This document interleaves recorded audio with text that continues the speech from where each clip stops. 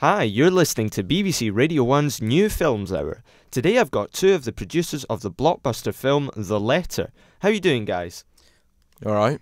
Yeah, not bad. Good. Our viewers have sent in some questions for you. First of all, I want to ask you, how do you think the radio trailer reflects the creative ideology you've applied to the film? You know, the radio trailers that you two both had some part in creating for the film.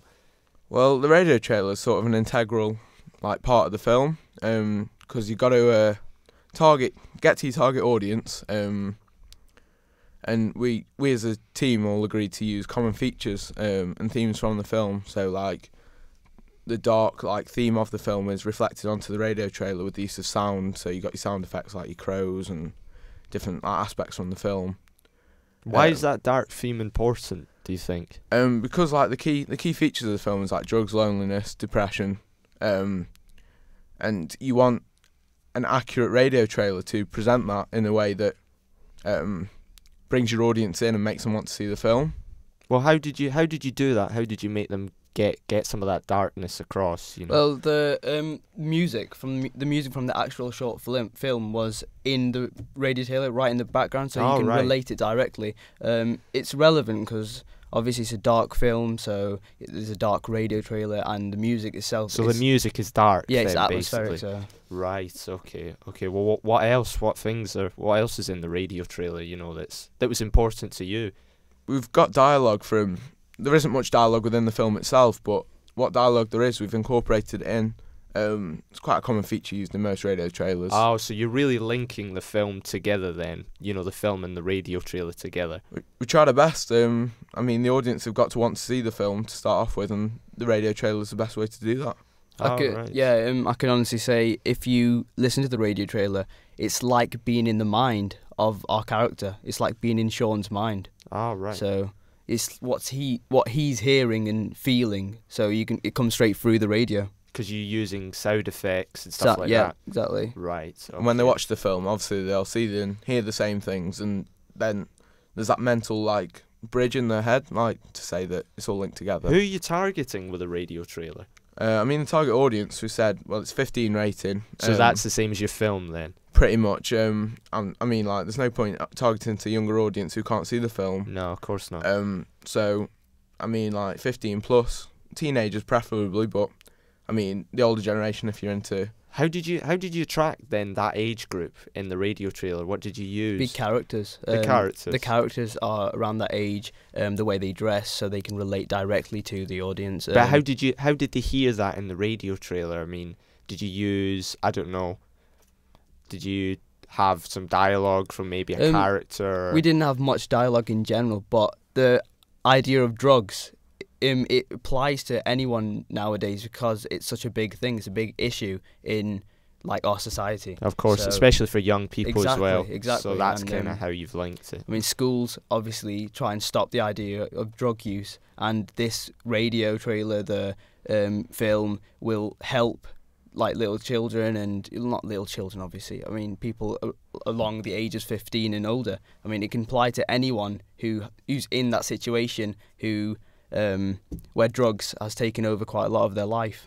Oh, okay then. All right. There's another question as well that I've got here. Do you think, because I've read the magazine review of the film, and I was interested to know what you guys thought of it, and obviously one of our listeners has thought that too. So they've said, do you think the magazine review was fair? Did you like who it was targeted at? Did they really understand the message? Do you think the magazine reviewer really understood your film? Do you think they were actually, when they were talking in that review, do you think they were talking to your audience or a completely different audience that you didn't want? Well, the review itself is obviously their personal opinion, and they gave a really fair opinion. They obviously they wanted people to see this film, so because they understood it. So the target audience came straight across because of the colouring of it. The colouring of the magazine itself was dark and moody, which is the film itself. Yeah, of course, yeah. The language was quite informal, but not to where it's all slang. It's so there you know you're targeting the Yeah, younger audience because exactly. you're using informal Yeah. informal language, not too complicated or anything like that. Yeah, it's that's exactly what we were looking for. And the images that were used in the review was perfect. I mean, it shows Sean's psychologically not right. You can see that he's not right. You can see like the action bits. You can see like little bits, and it's like a teaser. If In you the know what I mean. photos. Yeah, perfect. Yeah. Yeah, that Um, definitely brings you into the film, doesn't it, really? Yeah, Through it's- that magazine review. 'Cause it tracks the audience in a way. Of course, yeah. Especially your target audience, you know. Yeah. And yeah, it definitely gets across that idea. Other than that, the review I thought worked perfectly. It reflected the film perfectly. The colouring, the sound, the tone of the film, the review even, it just really did work. Do you think it was fair, that they got Yeah, definitely. their opinion was right? If anyone's opinion they're entitled to it, obviously. Of course, So yeah. whatever they choose to say about the film, and they gave a really fair opinion. They did think it was a good film, so Okay then. What about? So we've got these two things. We've had your radio trailer, which you two have both been involved in creating, and then we've had the magazine review. So I was kind of wondering how you think those two kind of come together and affect the whole package, your whole media product, the film. So do you think the radio trailer and the magazine review complement each other? Do you think that'll help to bring in lots of new viewers to your film, or maybe it won't? Maybe it won't attract them. I don't know. What do you think?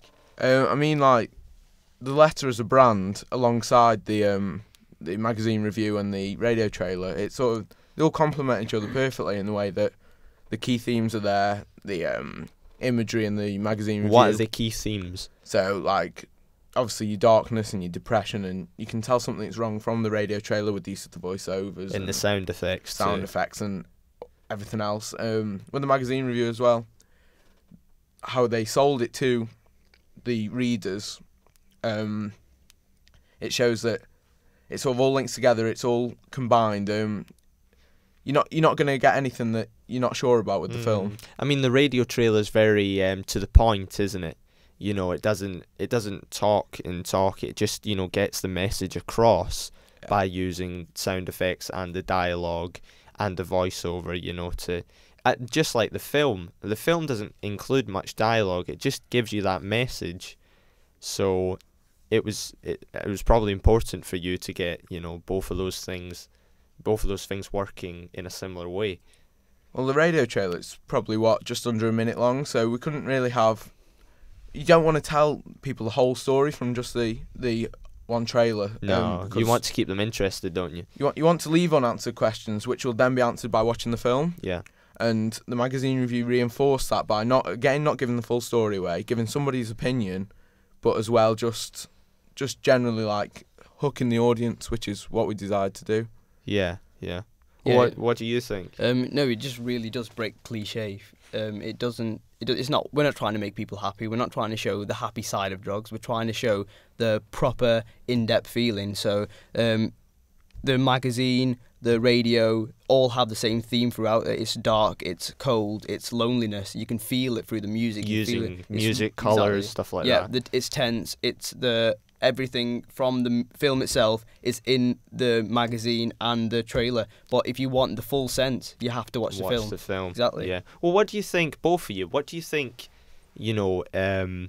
reflects your film the most? Is it the magazine or is it the radio trailer? And why do you think that? I think the radio, because obviously it was done by the same team as who made the film, and Yeah. Do you think that then the radio trailer will be the thing that brings in the most people? I think, in my opinion, I think it suits it fine, and that, in my opinion, that will bring in more new audience, Because of how it's a linked bigger to the film. audience, and I think that with our themes of drugs and depression and loneliness, a lot of people can relate to that, which again, it could help them with their problems, like Bam said earlier, and I just think it just suits real problems in real life, and it battles a key issue that's prominent in world culture today.